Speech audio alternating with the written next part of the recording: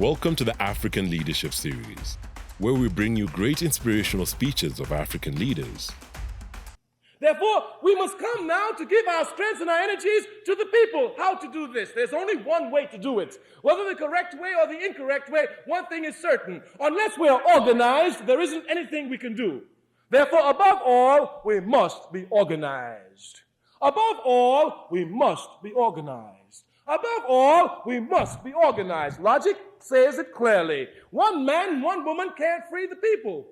If one man, if one woman could have freed us, we would have been freed. So many movie stars out here, they'd have just freed us for the ego of it. If they didn't do it, I would have done it. And if I didn't do it, even you would help free us if you could, wouldn't you? Of course. Of course. Of course. No one man, no one woman can free the people. Only the people properly organized can free the people. Only the people properly organized can free the people. Look at our state of affairs. In South Africa, we're totally disorganized. In Zimbabwe, disorganization. In Egypt, disorganization. In Algeria, disorganization. In Senegal, disorganization. In Nigeria, disorganization. In Ghana, disorganization. In Gambia, disorganization. In Trinidad, disorganization. In Jamaica, disorganization. In Brazil, disorganization. In Suriname, disorganization. In Guyana, disorganization. In Mississippi, disorganization. In California, disorganization. In New York, disorganization. At this university, with the few that we have, disorganization. Everything.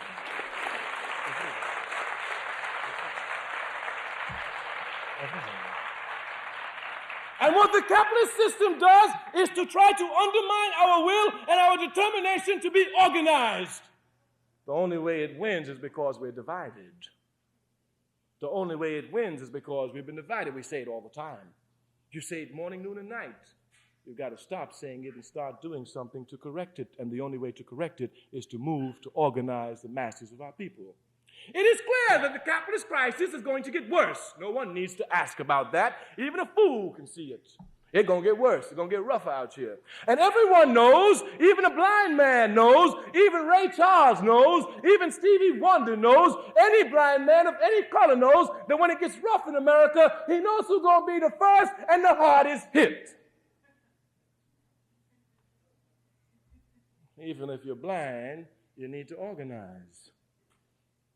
Even if you're blind, you need to organize. I say that the trouble is coming. You can see it. This crisis is getting worse. It ain't going to get no better. And what's making this worse is the people outside cutting off the tentacles of imperialism. The Iranian people cutting. OPEC rising the prices. Don't get mad at those people. You want justice. You must support those people. Get mad at the capitalist pigs who run the country in your name and try to steal the people's resources. Every time the American system finds itself in an economic crisis, there is only one way to get out of it. W-A-R, war. Because, of course, capitalism is war. That's what it is. This time, when the American capitalist system goes into crisis, ain't nobody going nowhere. The war's going to be right here. The war's going to be right here. Or they may talk about getting up the draft again, but ain't nobody going to fight for them. Vietnam will come right back in their face. Ain't nobody going. And for the African community, we tell you, a brother tried to go, we break his leg here before he moves. Hold on.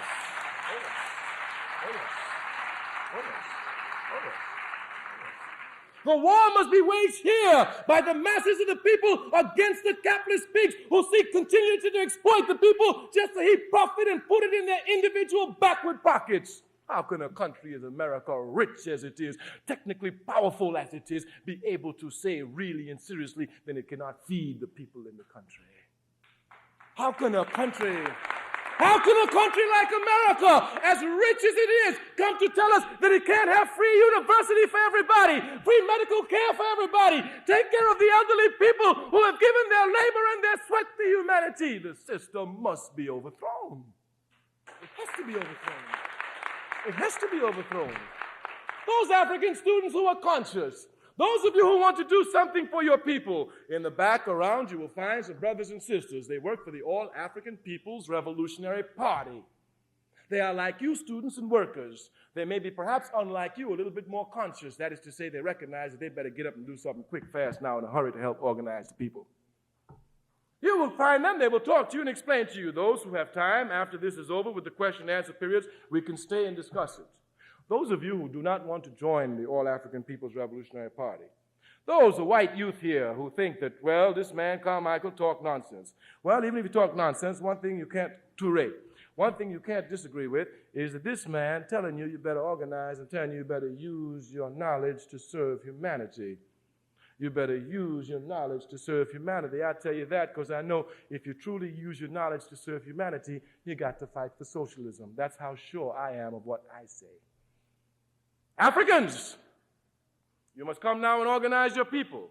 We know that one man, one woman cannot free the people. We know that. And we know that if the people are oppressed and we're not doing anything to help end the oppression, we are objectively against the people, whether we know it or not. Whether we know it or not. Well, sometimes we don't know it, but if you're not working for the people, you're against them. If you're not now in an organization working for the benefit of your people, you're against your people. As students, those of you who come here to this university, you have a responsibility. Either you come and you take the knowledge here and you use the knowledge to help humanity, or you take the knowledge and use it to become rich. Let it be properly understood. If being rich is the dominant force, you cannot ride the two together.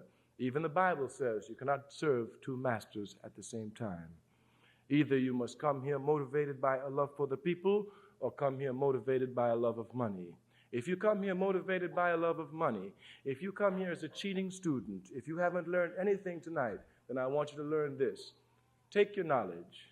Learn your knowledge by yourself. Don't cheat, and do everything you can to help humanity. Thank you.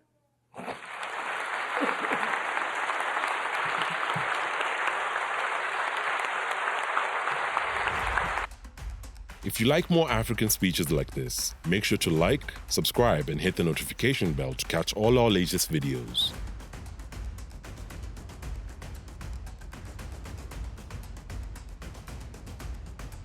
Remember to leave your suggestions on the topics you would like us to cover in the comments below.